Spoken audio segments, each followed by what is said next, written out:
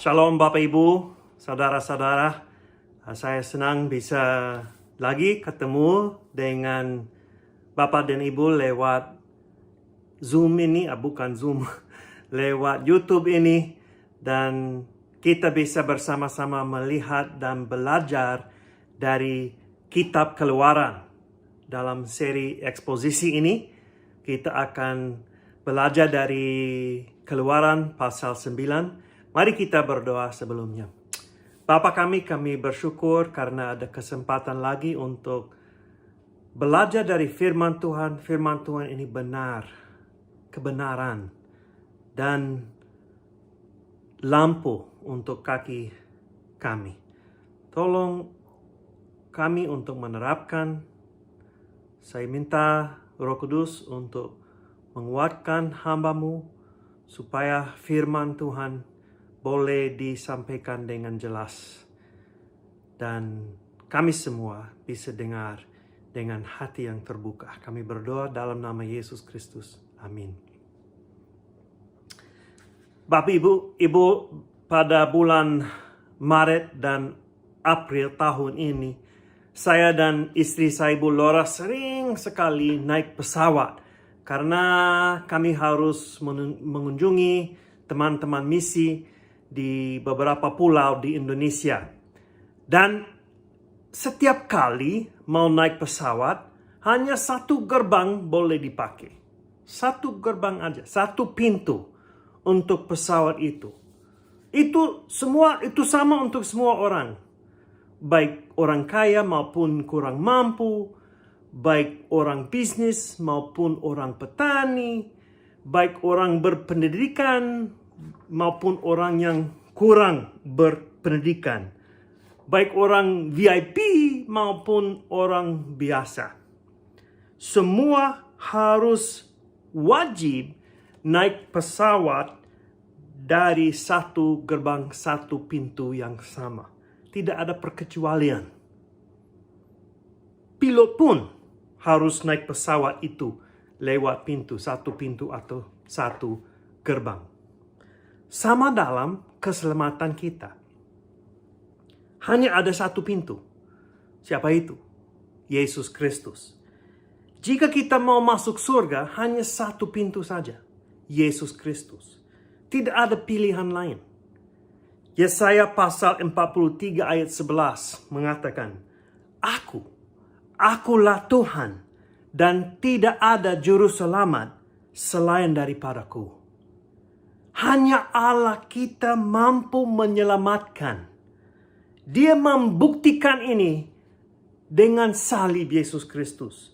Yesus menjadi juru selamat kita di atas salibnya dan di luar kuburannya. Kisah Para Rasul pasal 4 ayat 12, Petrus berkhotbah, dan keselamatan tidak ada di dalam siapapun juga selain di dalam Dia, maksudnya Yesus. Sebab di bawah kolong langit ini tidak ada nama lain yang diberikan kepada manusia yang olehnya kita dapat keselamatan atau dapat diselamatkan. Hanya Yesus. Keunikan Allah dalam keselamatan kita muncul sebagai satu tema dalam Keluaran pasal 9 ayat 1 sampai 35. Kita akan membaca tentang 3 tula lagi.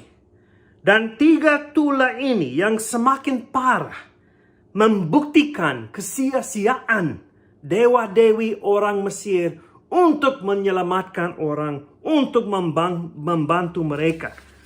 Dan keunikan Allah sebagai satu-satunya Allah di dalam alam semesta dan satu-satunya juru selamat.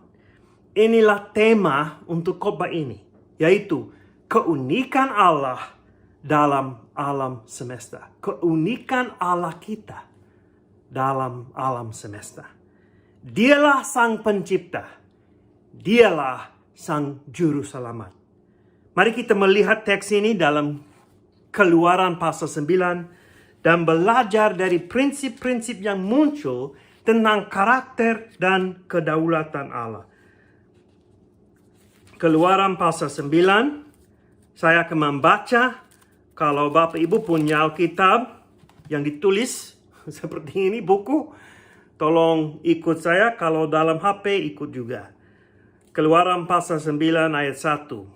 Berfirmanlah Tuhan kepada Musa, pergilah menghadap Firaun dan berbicaralah kepadanya. Beginilah firman Tuhan, Allah orang Ibrani, biarkanlah umatku pergi supaya mereka beribadah kepadaku.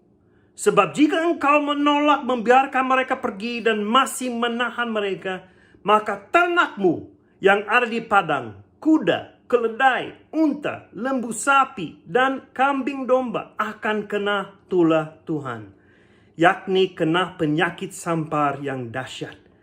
Dan Tuhan akan membuat perbedaan antara ternak orang Israel dan ternak orang Mesir, sehingga tidak ada yang akan mati seekor pun dari segala ternak orang Israel. Selanjutnya Tuhan menentukan waktunya. Firman-Nya, besoklah Tuhan akan melakukan hal itu di negeri ini. Dan Tuhan melakukan hal itu keesokan harinya. Segala ternak orang Mesir itu mati, tetapi dari ternak orang Israel tidak ada seekor pun yang mati. Lalu Firaun menyuruh orang ke sana, dan sesungguhnya lah dari ternak orang Israel tidak ada seekor pun yang mati. Tetapi Firaun tetap berkeras hati dan tidak mau membiarkan bangsa itu pergi. Berfirman, ayat yang ke-8, berfirmanlah Tuhan kepada Musa dan Harun, ambillah jelaga dari dapur peleburan serangkup penuh, dan Musa harus menghamburkannya ke udara di depan mata Firaun. Maka jelaga itu akan menjadi debu meliputi seluruh tanah Mesir, dan akan menjadikan bara yang memecah sebagai gelembung pada manusia dan binatang di seluruh tanah Mesir.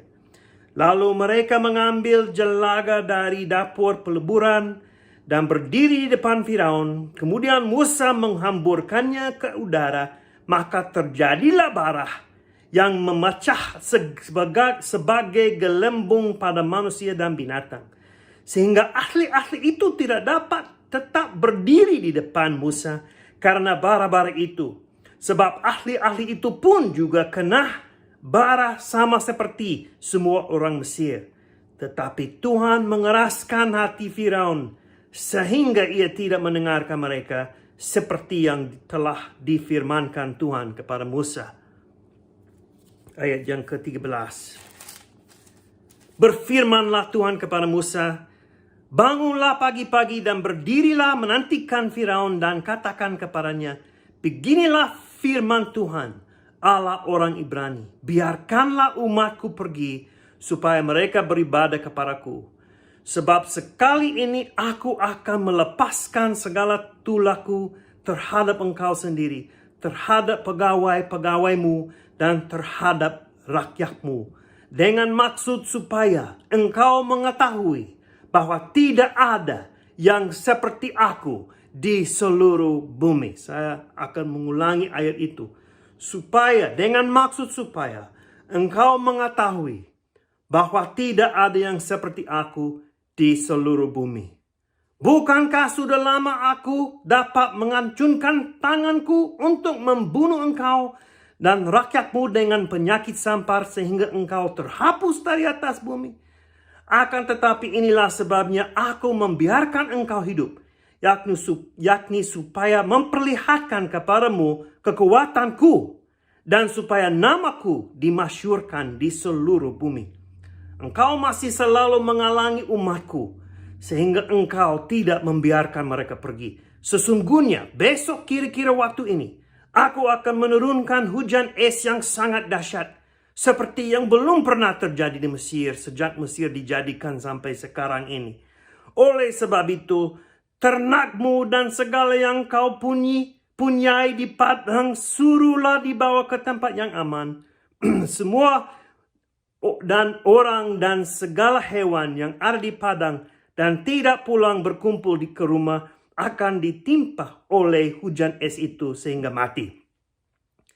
Maka siapa di antara para pegawai Firaun yang takut kepada firman Tuhan, menyuruh hamba-hambanya serta ternyata lari ke rumah. Tetapi siapa yang tidak mengindahkan firman Tuhan, meninggalkan hamba-hambanya serta ternyata di padang. Berfirmanlah Tuhan kepada Musa, ulurkanlah tanganmu ke langit, supaya hujan es turun di seluruh tanah Mesir, menimpa manusia dan binatang, dan menimpa tumbuh-tumbuhan di padang di tanah Mesir. Lalu Musa mengulurkan tongkatnya ke langit. Maka Tuhan mengadakan guru dan hujan es, dan api pun yang menyambar ke bumi. Dan Tuhan menurunkan hujan es meliputi tanah Mesir. Dan turunlah hujan es beserta api yang berkilat-kilat di tengah-tengah hujan es itu. Terlalu dahsyat. Seperti yang belum pernah terjadi di seluruh negeri orang Mesir sejak mereka menjadi suatu bangsa. Hujan es itu menimpa binasa segala sesuatu yang ada di padang di seluruh tanah Mesir, dari manusia sampai binatang juga. Segala tumbuh-tumbuhan di padang ditimpa binasa oleh hujan es itu, dan segala pohon di padang ditumbangkannya. Hanya di tanah Goshen, tempat kediaman orang Israel, tidak ada turun hujan es. Lalu Firaun menyuruh memanggil Musa dan Harun serta berkata kepada mereka, aku telah berdosa sekali ini. Tuhan itu yang benar, tetapi aku dan rakyatkulah yang bersalah. Berdoalah kepada Tuhan. Guru yang dahsyat, sangat dahsyat, dan hujan es itu sudah cukup. Maka aku akan membiarkan kamu pergi, tidak usah kamu tinggal lebih lama lagi. Dan berkatalah Musa kepadanya, sekeluar aku dari kota ini, aku akan mengembangkan tanganku kepada Tuhan. Guru akan berhenti dan hujan es tidak akan turun lagi, supaya engkau mengetahui bahwa bumi adalah milik Tuhan. Tetapi tentang engkau dan para pegawaimu, aku tahu bahwa kamu belum takut kepada Tuhan Allah. Tanaman rami dan jelai telah tertimpa binasa, sebab jelai itu sedang berbulir dan rami itu sedang berbunga. Tetapi gandum dan sekoi tidak tertimpa binasa, sebab belum lagi musimnya. Lalu keluarlah Musa dari kota itu meninggalkan Firaun. Dikembangkannyalah tangannya kepada Tuhan, maka berhentilah guru dan hujan es, dan hujan tidak tercurah lagi ke bumi. Tetapi ketika Firaun melihat bahwa hujan es, dan guru telah berhenti, maka teruslah ia berbuat dosa. Ia tetap berkeras hati, baik ia maupun para pegawainya. Berkeraslah hati Firaun, sehingga ia tidak membiarkan orang Israel pergi, seperti yang telah difirmankan Tuhan dengan perantaraan Musa. Luar biasa, 3 tulah ini yang dahsyat sekali, tetapi hati Firaun tetap keras. Nah, kita akan lihat apa di sini. Mari kita lihat kedaulatan dan karakter Allah. Bahwa Allah satu-satunya Allah dan Juru Selamat di dunia ini. Dalam tulah kelima, kita melihat bahwa Allah terus melawan bangsa Mesir dan dewa-dewinya untuk menyatakan keunikannya sebagai Allah di atas segala Allah. Seperti dulu, dalam tulah-tulah sebelumnya, jelas sekali siapa adalah sumbernya untuk tulah ini. Ayat yang ketiga mengatakan, maka ternakmu yang ada di padang, kuda, keledai, unta, lembu, sapi, dan kambing domba akan kena tulah Tuhan. Secara literal, ini bisa diterjemahkan, tangan Tuhan akan jatuh. Nah, ini penting. Saya ingat tulah yang dikena Sodom dan Gomora pada waktu api jatuh dari surga dan mereka dibinasakan. Dua suku ini melawan rencana Allah.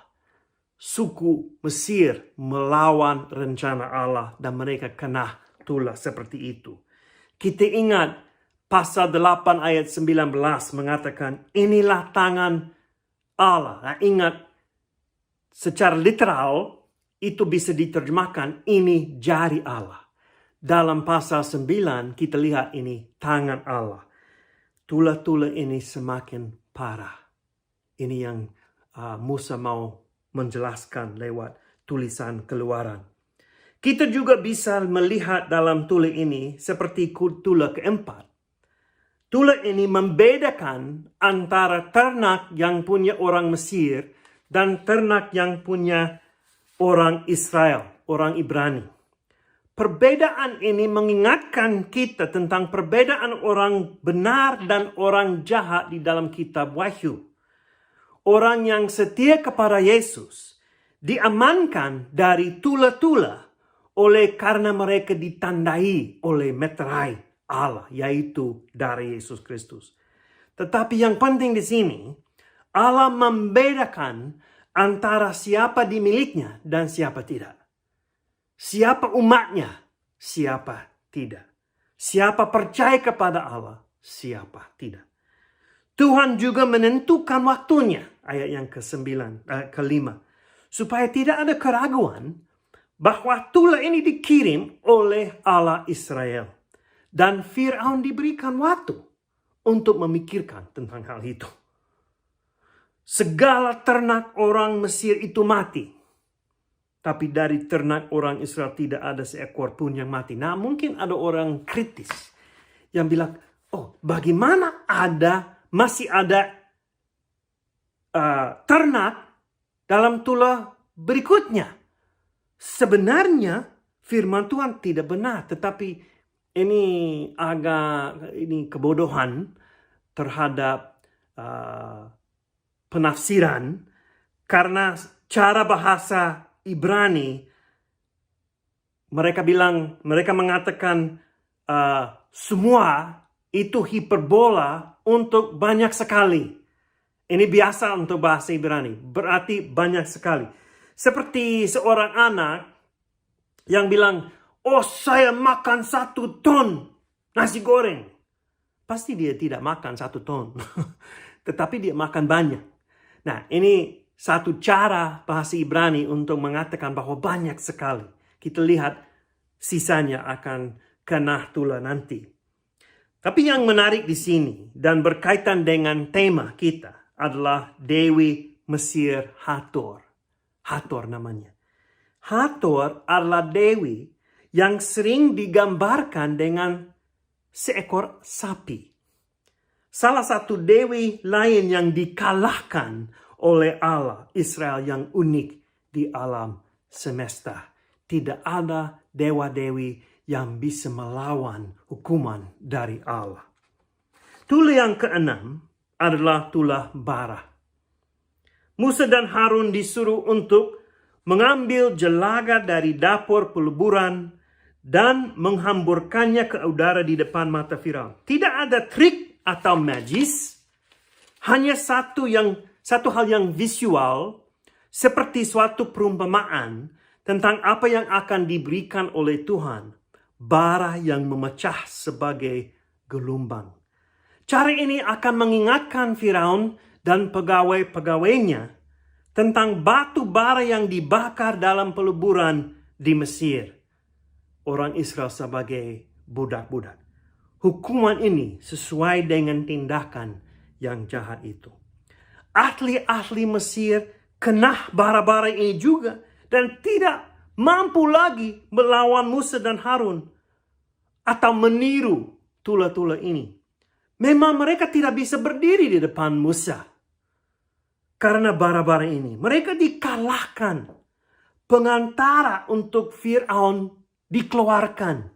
Dulu ada Musa, ada ahli-ahli Mesir, ada Fir'aun. Sekarang ahli-ahli Mesir dikeluarkan.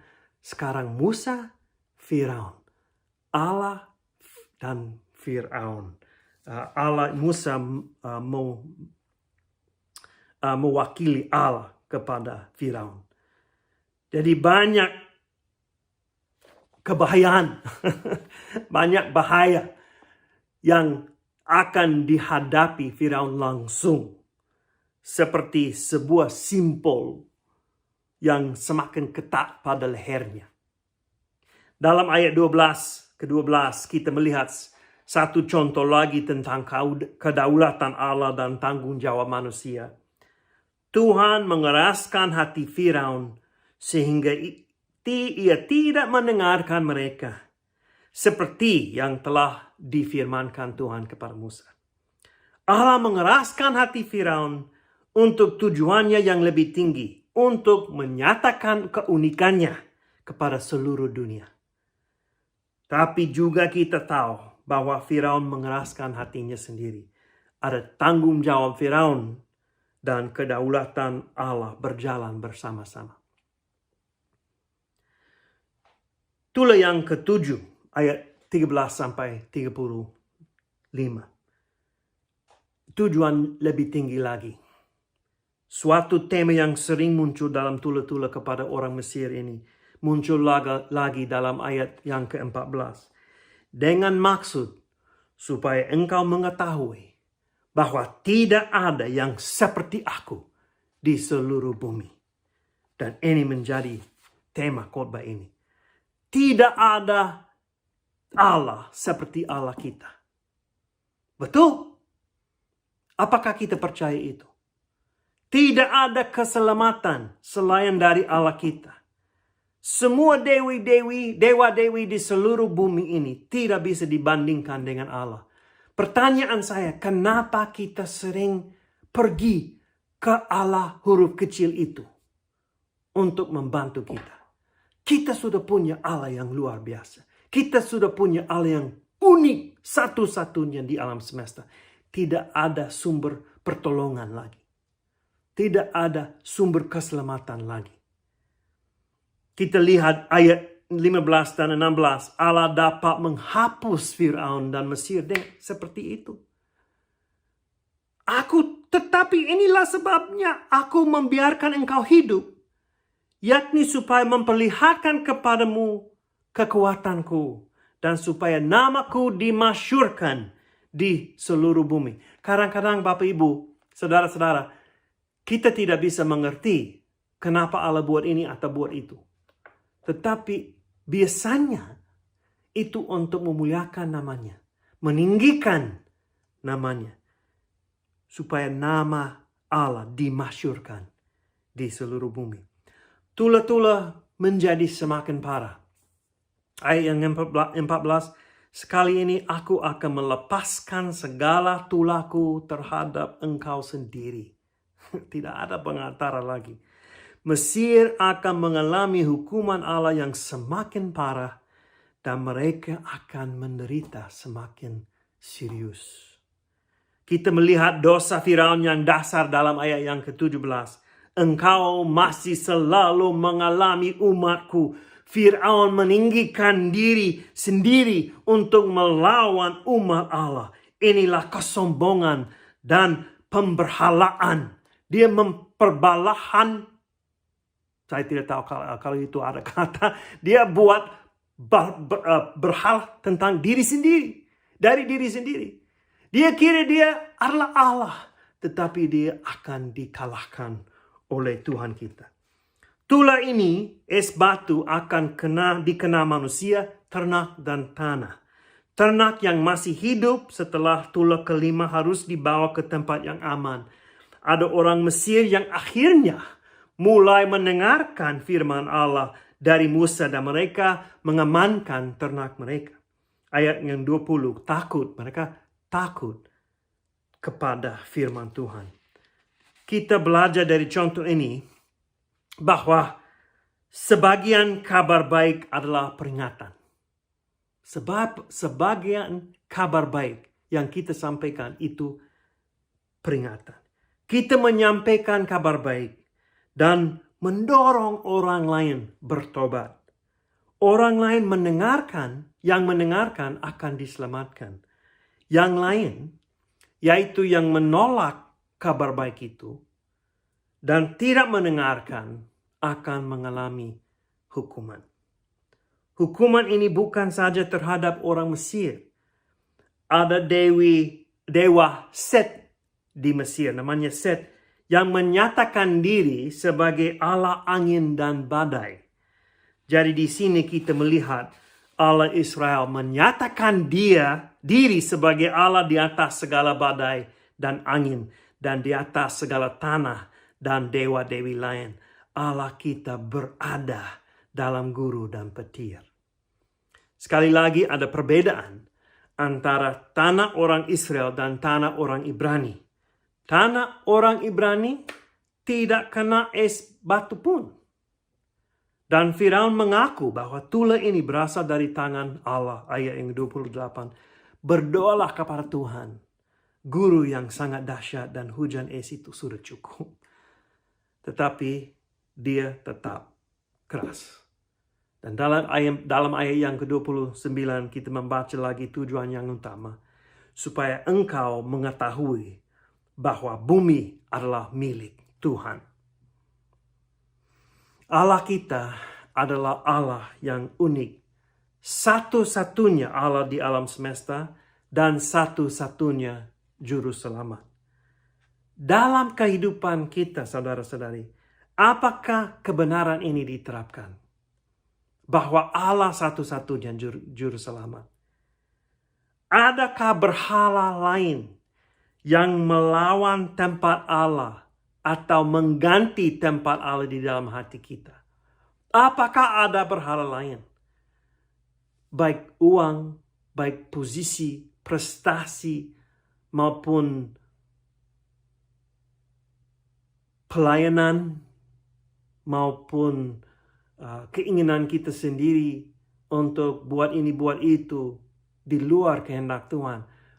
Apakah ada berhala lain yang melawan Allah? Allah satu-satunya juru selamat. Jikalau Allah satu-satunya juru selamat, kenapa ada hal lain yang menarikkan perhatian kita dalam kehidupan rohani? Seperti Yesus plus. Yesus tambah sesuatu. Saya diselamatkan oleh Yesus dan. Tidak ada dan dalam keselamatan. Hanya Yesus menyelamatkan kita. Tetapi kita sering tambah tindakan. Yesus dan tindakan. Yesus dan pengalaman. Seperti karunia yang dimanifestasikan. Beberapa minggu lalu ada 2 orang yang datang ke pintu saya di Amerika ini. Dan mereka bertanya, Bapak pergi ke gereja? Saya menjawab, ya saya pergi ke gereja. Dan sering ke gereja-gereja lain. Mereka bilang, oh baik. Gereja kami lebih baik. Karena di dalam gereja kami ada Roh Kudus yang dimanifestasikan. Nah mereka buat asumsi. Asumsi mereka adalah bahwa yang saya mengalami kurang cukup. Seperti Yesus tambah atau Yesus dan pengalaman harus dialami. Nah itu di luar firman Tuhan. Yesus cukup. Atau Yesus tambah status keluarga atau kerajinan saya dalam gereja. Yesus cukup. Satu-satunya juru selamat. Filipus pasal 3 ayat 8 Paulus mengatakan, malahan segala sesuatu kuanggap rugi karena pengenalan akan Kristus Yesus. Tuhanku lebih mulia daripada semuanya. Yesus saja adalah jalan dan kebenaran dan hidup ke Allah Bapa. Dalam pelayanan kita, apakah kebenaran ini diterapkan? Apakah kita mementingkan keunikan dan keunggulan Allah di dalam pelayanan kita?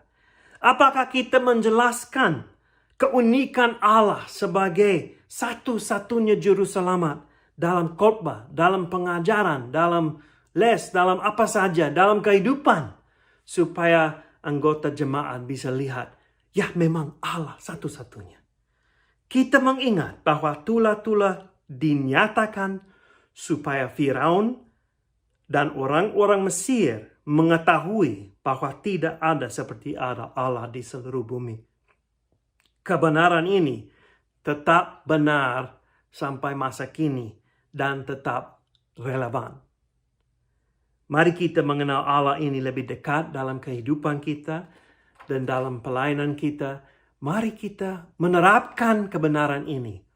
Allah kita unik di alam semesta. Dia satu-satunya Allah untuk kita. Mari kita berdoa. Bapa, kami bersyukur karena Allah satu-satunya Allah. Satu-satunya juru selamat. Dan mengutus anak Engkau, Yesus Kristus, ke dalam dunia ini untuk menjadi pengganti untuk kami. Kami bersyukur karena di bawah surga tidak ada nama yang mana orang dapat diselamatkan selain Yesus Kristus. Dan kami mau hidup sesuai dengan kebenaran ini. Dan semua berhala, semua hal lain yang kami bergantung kepada ini atau itu. Kami mengaku bahwa ini salah. Kami hanya mau bergantung kepada Tuhan saja untuk juru selamat kami, untuk keselamatan kami, supaya kami bisa memuliakan nama Yesus Kristus. Kami berdoa dalam nama Yesus Kristus. Amin. Shalom, terima kasih.